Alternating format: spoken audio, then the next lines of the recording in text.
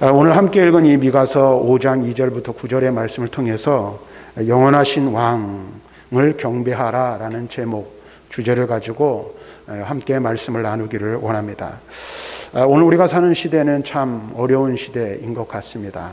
물론 좋은 소식도 들리죠. 일본의 어떤 신문이 조사를 하고 발표를 했는데 2027년이면 우리나라가 일본을 경제적으로 앞지르고 개인 소득도 앞지른다라는 이야기도 들려옵니다. 또 여러 가지 이만한 좋은 소식들이 있지만 우리의 마음을 우울하게 하고 무겁게 하는 일들이 많은 시대를 우리는 살아가고 있습니다. 지금 현재 우리를 가장 힘들게 하는 게 무엇입니까? 코로나 시대를 우리는 살아가고 있죠. 많이 노력해보고 힘쓰고 애써보지만 이것이 노력하고 힘써서 될 일은 아니다 싶을 정도로 문제가 해결되지 않고 어려움을 겪고 있습니다. 좀 나아지는 것 같더니 다시 봉쇄를 하고 또 거리 두기를 강화하고 또 사람들과 만나는 이런 여러 가지 일들이 불편한 그런 가운데 있습니다.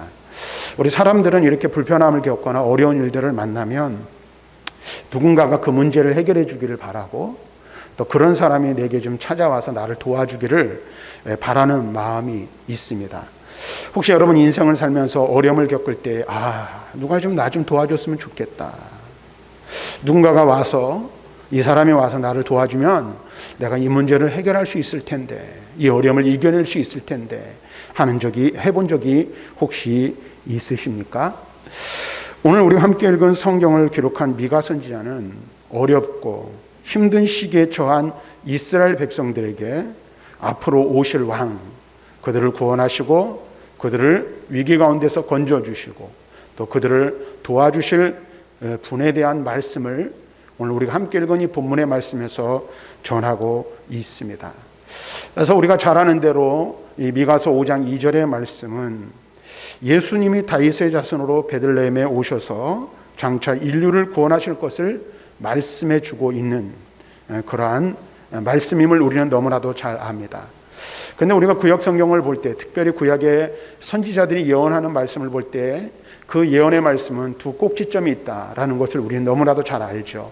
하나는 무엇입니까? 장차 가까운 미래에 되어질 일과 그 다음에 먼 미래에 되어질 두 가지 예언의 속성을 가지고 있다라는 것입니다.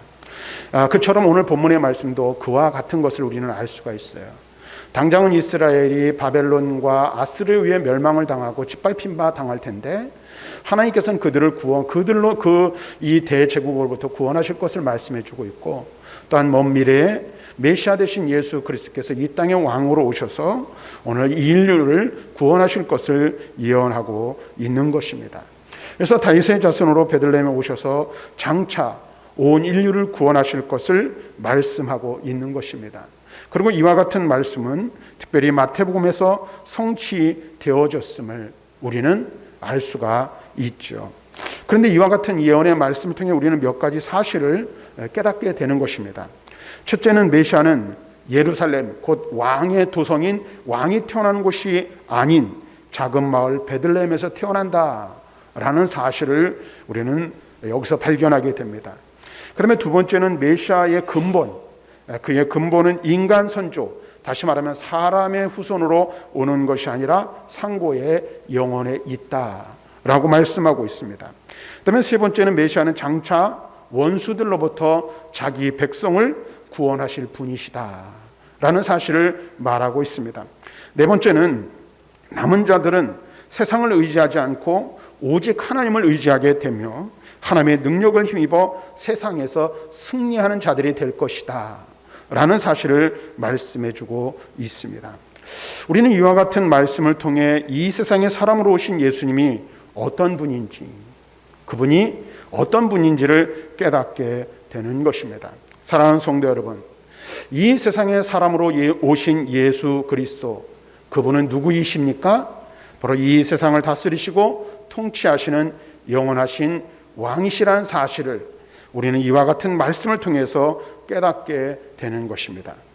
예수님께서는 만왕의 왕으로 이 세상에 오셨고 당신의 백성들을 부르시고 그들을 통치하실 것이다, 다스릴 것이다 라고 말씀해주고 있습니다. 그래서 오늘 우리가 함께 읽은 이 본문의 말씀을 통해서 왕으로 오신 예수 그리스도께서 어떤 일들을 행하시는지, 그 일들을 우리가 함께 살펴보면서 구주 성탄의 의미를 깊이 묵상하고 생각해보는 귀한 시간이 되기를 바랍니다. 오늘 우리가 읽은 2절 말씀에 보면 이렇게 말하죠.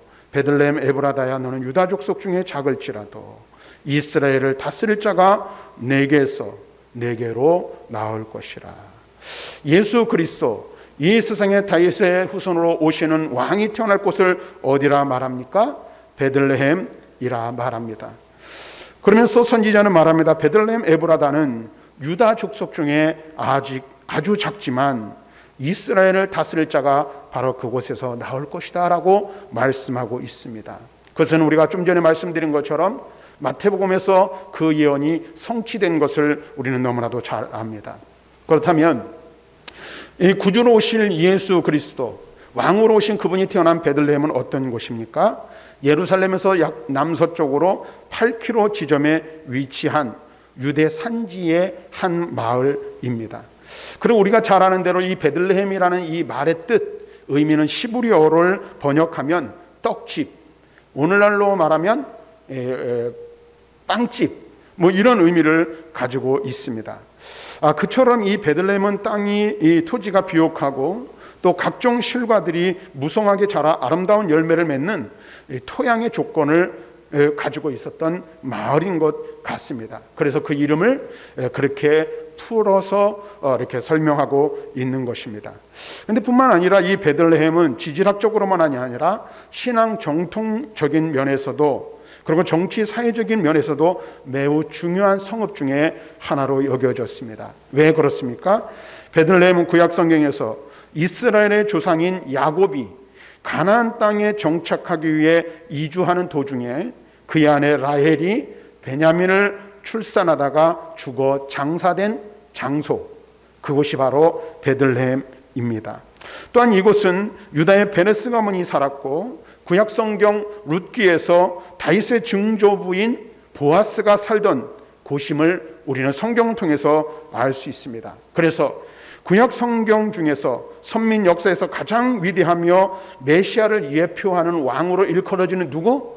다윗의 고향으로도 소개되어지고 있음을 보게 되는 것입니다.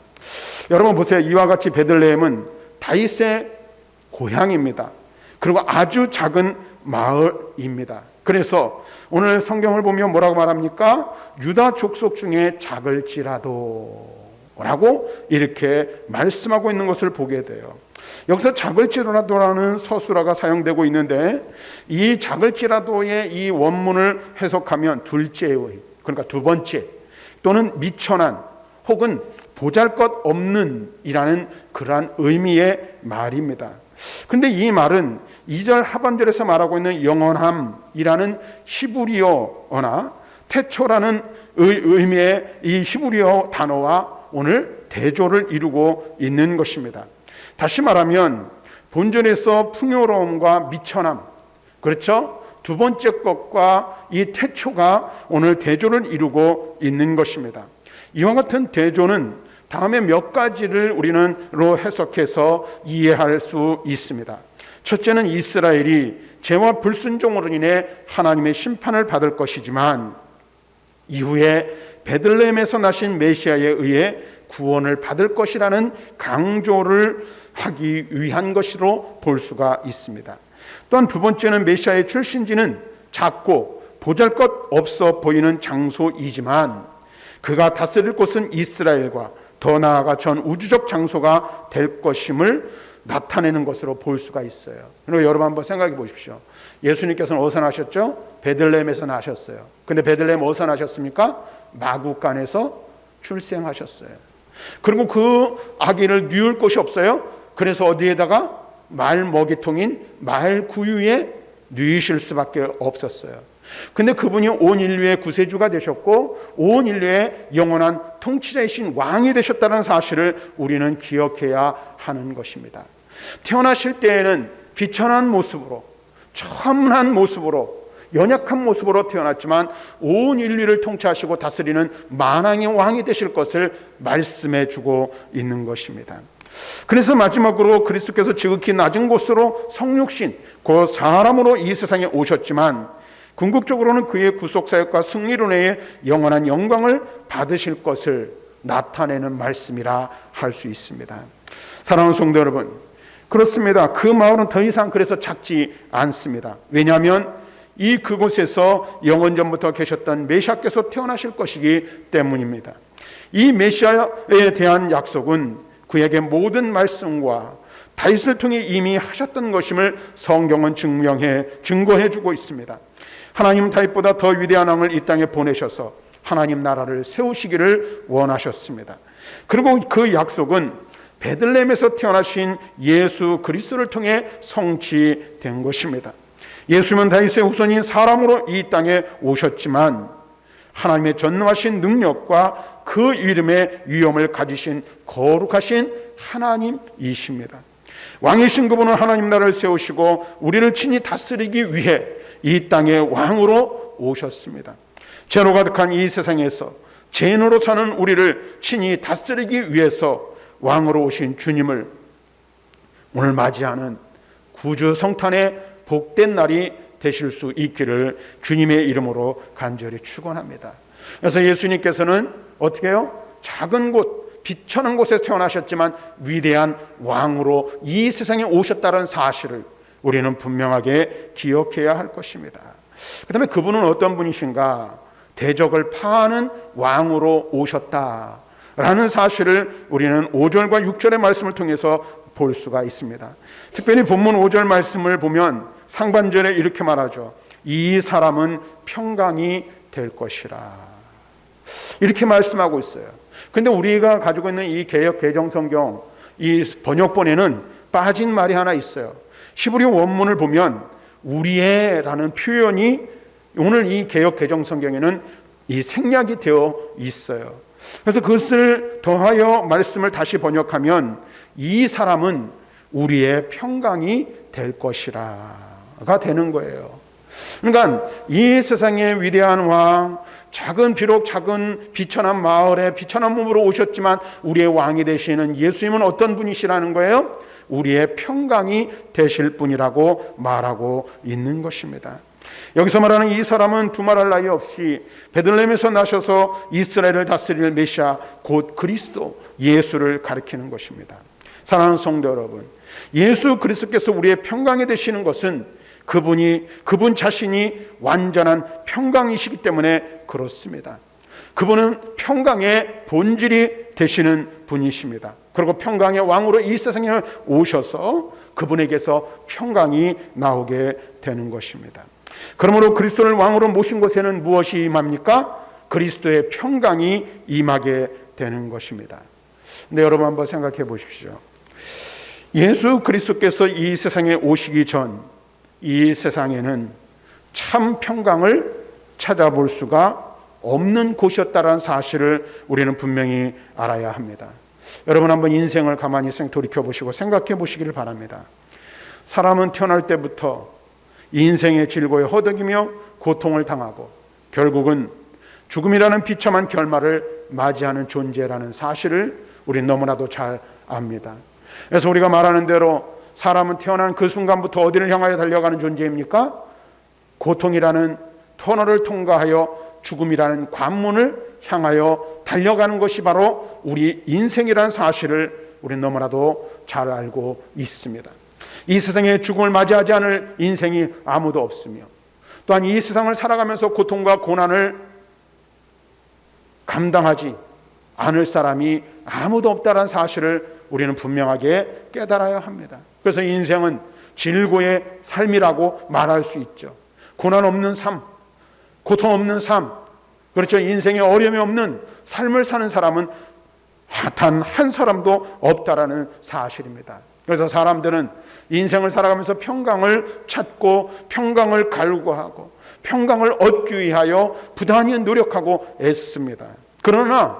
그럼에도 불구하고 어떻게 해요? 참된 평강을 손에 쥐지 못하고 찾지 못하는 것이 또한 인생이란 사실을 분명하게 깨달아야 하는 것입니다. 사람의 삶은 고통의 연속이며 죽음으로 기결되는 비참한 삶을 살게 되는 것입니다. 그런데 이것이 어디로부터 무엇으로부터 우리에게 임했습니까? 바로 아담의 범죄로 인해 모든 것에 풍성하신 하나님의 관계가 깨어진 결과로 이와 같은 것들이 우리에게 주어졌다는 사실을 우리는 분명히 알아야 합니다. 사랑하는 성도 여러분, 사람은 어떻게 지음받은 존재입니까? 하나님의 형상대로 지음받았고 본래는 하나님과 교통하며 교제하도록 만들어진, 하나님과 교제를 나누도록 만들어진 그러한 존재이었습니다. 그래서 하나님이 창조하신 에덴 동산에서는 온전한 평강이 있었습니다. 거기서 아담과 하와는 모든 것에 풍성하신 하나님과 복된 교제를 나누고 있었습니다. 또 그처럼 하나님과 복된 교제를 나누는 처소인 에덴 동산에는 이 세상에서 지금 우리가 당하고 있는 고통과 슬픔, 죽음과 같은 요소들이 없었습니다. 그런데 언제 이것이 우리에게 찾아왔습니까? 인간이 타락하여 죄를 범하는 순간 하나님과의 관계는 깨어지고 우리들 마음속에 평강과 기쁨은 온데간데 없이 사라지게 되고 두려움과 불안만이 가득하게 되었다는 사실을 분명히 알아야 합니다. 죄를 범한 인간에게는 죽음이라는 선고를 받은 상태에서 가시와 엉겅퀴가 나는 땅에서 피땀을 흘려야 겨우 먹을 것을 얻을 수 있는 절박한 상황 가운데 놓이게 되었다라는 것입니다. 여러분 또한 보십시오. 범죄하기 이전에 아담과 하와 사이에도 마찬가지예요. 사람 사이에도 마찬가지였어요. 어떤 미움과 갈등도 없었다는 사실을 우리는 알아야 합니다. 그래서 서로는 뭐라고 말해요?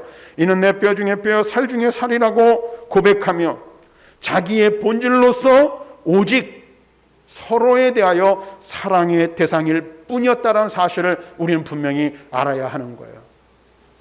그러니까 하나님께서는 우리 어떻게 해요? 인간의 본질 속에 아주 온전한 사랑의 본질을 심어 놓으셨고, 사람은 이 범죄하기 이전에는 서로 사랑하며 살 수 있는 그런 존재였다라는 거예요. 그러나 어떻습니까?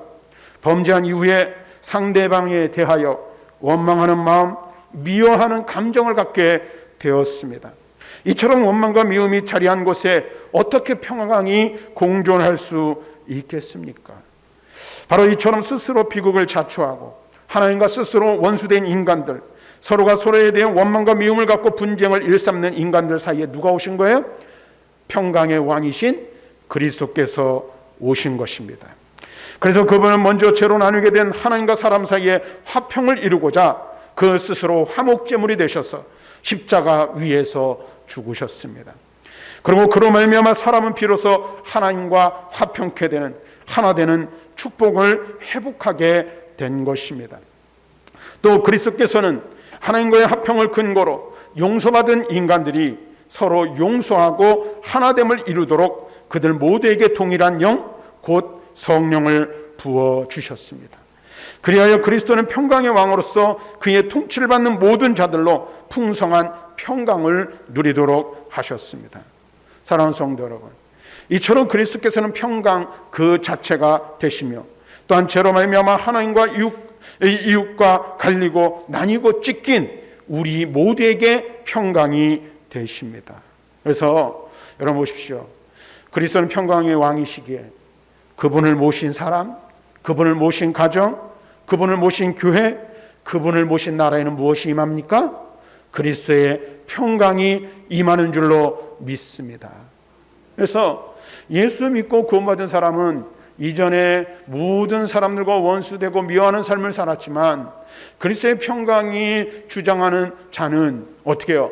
사람들 사이에 화평의 대사가 되어 화평을 이루는 삶을 살게 되는 것입니다. 오늘 우리가 이 사실을 분명히 알아야 돼요. 우리는 이러한 그리스도를 통해 하나님과 더불어 크고 완전한 평강을 누릴 수 있으며 그리스도의 영이신 성령으로 말미암아 이웃과도 하나됨과 화평을 누리게 되었다는 사실을 우리는 분명하게 알아야 합니다. 하지만 어떻습니까? 이러한 평강을 아직도 모르고 여전히 불안과 공포, 분열과 갈등 속에 사는 이들이 우리 주변에 얼마나 많은지 우리는 우리 주변을 돌아보아야 하는 것입니다. 우리는 마땅히 우리의 평강이 되신 그리스도의 복되신 사역을 계승하여 그들 역시도 하나님과 더불어 평강을 누리도록 하는 일에 힘써야 한다는 것입니다.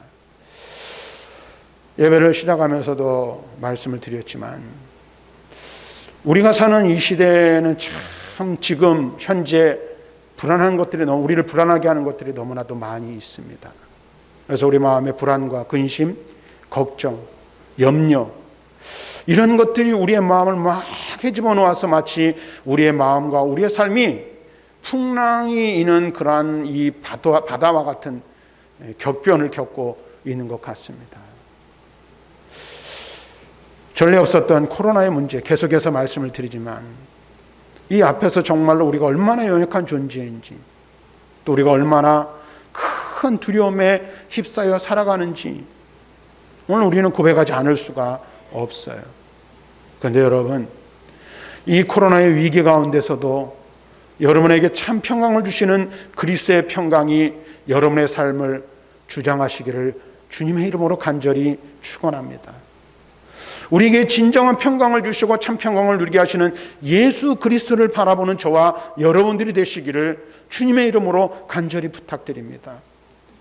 코로나도, 그 다음에 그 어떤 어려운 일들도 우리를 그리스도의 사랑에서 빼앗을 수 없으며, 우리가 하나님의 그 사랑과 은혜 가운데서 떨어뜨리도록 할 수 없다는 사실을 분명히 우리는 알아야 합니다. 우리를 사랑하시는 하나님, 우리에게 참된 평강을 주시는 그리스도의 평강은 어떠한 삶의 상황과 환경 가운데 있든지 우리를 다스리고 주장한다는 사실을 여러분들 꼭 기억하시기를 바랍니다. 그리스도가 함께 하시면 문제가 사라지고 근심이 없어지는 것이 아닙니다.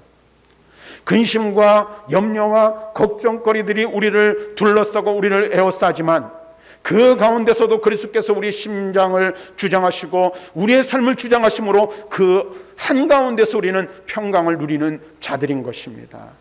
오늘 우리가 사실을 믿고 깨달으며 고백할 수 있어야 하는 거예요. 눈에 보이는 세상을 보고 두려워하지 마시기를 바라고, 눈에 보이지 않지만 우리의 배후에서 우리를 지키시며 붙드시고 우리의 삶을 주장하시는, 우리의 인생을 인도하시는 그리스도의 평강을 바라보고 하나님의 사랑을 바라보고 여러분들 강하고 담대해질 수 있는 우리 모든 성도들이 되기를 주님의 이름으로 간절히 축원합니다. 주님께서 말씀하십니다. 평안을 너희에게 끼치노니 곧 나의 평강을 너희에게 주노라. 내가 너희에게 주는 것은 세상이 주는 것 같지 아니하니라. 너희는 마음에 근심하지도 말고 두려워하지도 말라. 바울은 에베소서 2장 17절과 18절에 말합니다. 또 오셔서 먼데 있는 너희에게 평안을 전하시고 가까운 데 있는 자들에게 평안을 전하셨으니 이는 그로 말미암아 우리 둘이 한 성령 안에서 아버지께 나아감을 얻게 하려 하심이라. 우리 주님께서 주시는 평안, 우리 주님께서 주시는 참된 평안, 그 평안이 내 삶을 주장하고 내 인생을 주장하고 내 모든 것을 다스리시고 주장하신다는 사실을 기억하며 평강의 왕 되신 예수 그리스도를 붙들고 그분 안에서 참된 평강을 누리는, 그래서 세상을 두려워하지 않고 환경을 두려워하지 않는, 우리 앞에 놓여 있는 어려움 때문에 무서워 떨지 않는 저와 여러분들이 되시기를 주님의 이름으로 간절히 축원합니다. 그 다음에 또 우리가 살펴볼 것은 우리의 왕으로 오신 예수 그리스도는 친히 통치하시는 왕이시라는 사실을 말씀해 주고 있습니다. 메시아 되신 예수 그리스도는 그분의 백성을 모든 대적에게서 건지셔서 친히 다스려 주실 것입니다. 그분은 하나님 나라를 이 땅에 세우시고 친히 부르신 백성을 아침 이슬을 갖고 풀 위에 내리는 단비 같게 하시고 모든 민족이 그분께로 돌아오게 하실 것이라고 말씀해 주고 있습니다. 7절 말씀 보십시오. 야곱의 남은 자는 많은 백성 가운데 있으리니 그들은 여호와께로부터 내리는 이슬 같고 풀 위에 내리는 단비 같아서 사람을 기다리지 아니하며 인생을 기다리지 아니할 것이며, 이렇게 말씀하고 있는 것을 보게 됩니다. 이 말은 무슨 말입니까? 사람을 의지하는 자가 되지 않게 하실 거라는 거예요. 여러분 한번 보십시오. 우리가 어려움을 당할 때, 말씀 설교를 시작하기 전에 했죠. 어려운 일이 있으면 우리의 문제를 해결해 줄 누군가를 간절히 우리는 찾는 습성이 있습니다. 누군가가 나를 도와주기를 바랍니다. 우리는 무엇인가 어디에 기대기를 바라는 연약한 존재들입니다. 그런데 여러분 보세요. 우리가 의지해야 할 대상, 우리가 의지할 분은 사람이 아니라는 사실을 여러분들 분명히 아시길 바랍니다. 우리가 의지하는 분은 누구이십니까? 영원한 왕이십니다. 살아계신 하나님이십니다. 만물의 통치자이십니다. 모든 주권이 그분에게 있으며 그분이 다스리시고 그분이 통치하신다는 사실을 우리는 분명하게 깨달아야 하는 것입니다. 하나님은 다윗의 후손으로 오실 왕을 세워 그 나라를 통치하게 하시고 그 통치를 받는 백성은 그 왕의 능력을 힘입어 모든 대적을 밟고 찢음으로 만민을 구원하는 일을 감당하게 될 것이라, 이렇게 말씀하고 있습니다. 사랑하는 성도 여러분, 이스라엘이 자신의 죄악으로 인해 하나님과 함께할 수 없었던 것처럼 우리도 범죄함으로 말미암아 그분과 함께할 수 없었으며 그분 앞에 설 수 없었습니다. 그래서 성경은 우리에게 뭐라 말합니까? 우리가 예수 믿어 구원받기 이전에 우리는 본질상 진노의 자식들이었다. 이 세상을 누가 다스리며 누가 통치하십니까? 하고 있습니까? 악한 마귀 사탄이 공중의 권세 잡은 자가 이 땅을 다스리며 통치하고 있습니다. 우리는 그 지배 아래 놓여 있던 자들입니다. 그렇죠? 그래서 우리는 본질상 진노의 자녀가 되어 하나님의 심판을 피할 수 없었고 마귀의 지배와 마귀의 권세 아래 묶여 있었던 자들입니다. 그러나 여러분 분명히 아셔야 될 게 있습니다. 예수님은 이 땅의 모든 대적을 짓밟으시고 영원한 승리를 이루셨습니다. 십자가로 우리를 구원하셨습니다. 완전한 승리를 이루신 예수 그리스도 앞에 굴복하는 자들을 당신의 백성, 하나님의 거룩한 자녀 삼아 주셨습니다. 전에는 우리가 마귀의 자식이요 본질상 진노의 자녀들이었지만 이제 예수 그리스도께서 십자가로 승리하셔서 우리를 당신의 백성 삼아 주시고 마귀의 속박에서 해방되게 하셨다라는 사실입니다. 그래서 예수님의 오심은 큰 기쁨의 좋은 소식입니다. 구약의 믿음의 사람들이 소망했던 이 모든 약속의 실체이신 예수 그리스도가 이 세상에 오셨고 그분이 우리의 왕, 평강의 왕이 되어 주셨습니다. 예수 그리스도를 주와 그리스도를 믿는 자는 그래서 구약에 약속된 아브라함의 복을 다 받아 누리게 되는 것입니다. 왕이신 주님의 통치에 온전히 굴복하고 성탄절을 맞이자 이 구원의 기쁜 소식을 온 세상에 전하는 저와 여러분들이 될 수 있기를 바랍니다. 사랑하는 성도 여러분, 왕이신 예수 그리스도의 통치에 순종하는 삶을 살고 있습니까? 하나님 나라의 백성이 된다는 것은 오직 그 나라의 왕이신 예수 그리스도의 다스림에 전적으로 순종하는 것임을 우리는 꼭 기억하셔야 합니다. 왜 그럴까요? 많은 사람들이 예수 그리스도는 인정합니다. 지난번에도 말씀드렸지만 구주의 탄생은 인정해요. 근데 뭔 인정하지 않죠? 죽으시고 다시 사신 것을 인정하지 않아요. 예수 그리스도가 온 인류의 구주로 오셨다는 것은 인정하지만 자신을 위해 죽으신 하나님의 아들을 인정하지만 그분께 순종하지 않는 사람들이 너무나도 많이 있습니다. 여러분은 어떻습니까?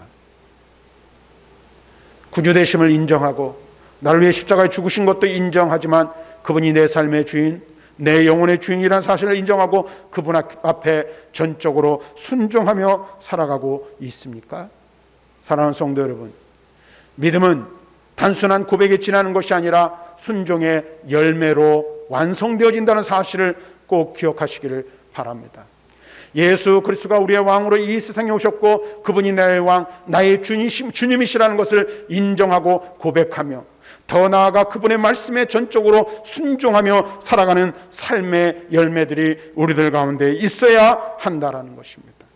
그럴 때 우리는 그 나라에 들어간 하나님의 거룩한 백성으로서 제약된 삶을 버리고 온전히 주님의 통치에 굴복하게 되며 그러한 사람만이 그 나라의 백성으로서 주님이 원하시고 주님이 우리에게 부어주시는 온전하고 영원한 복을 누리며 살게 된다라는 사실입니다. 사랑하는 성도 여러분, 예수 그리스도가 나의 왕, 우리의 왕이라는 고백을 하실 수 있기를 바랍니다. 그리고 그분이 나의 왕이라는 고백을 하는 것뿐만 아니라 그분의 말씀에 전적으로 순종하며 그분의 말씀을 따라 삶을 살아가는 저와 여러분들이 되시기를 주님의 이름으로 간절히 부탁드립니다. 사랑하는 성도 여러분, 성도된 우리는 믿음으로 예수님이 다스리시는 하나님 나라에 들어온 자들이 되었습니다.